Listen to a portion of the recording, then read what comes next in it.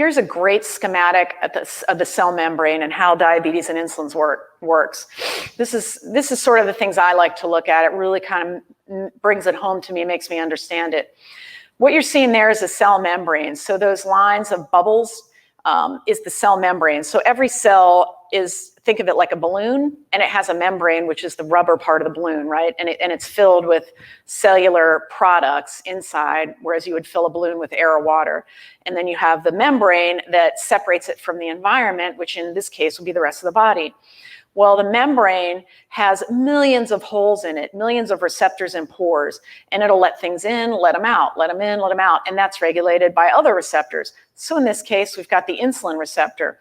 Insulin's floating around, made by the pancreas, attaches, and it attaches and lets glucose into the cell based on what happens at the DNA level. So the insulin gets phosphorylated, triggers a reaction at your DNA level, so the nucleus. The DNA then produces molecules that force the glucose pores to open. In this case, the GLUT4 transporter in particular. So obviously there's at least 3 others, right?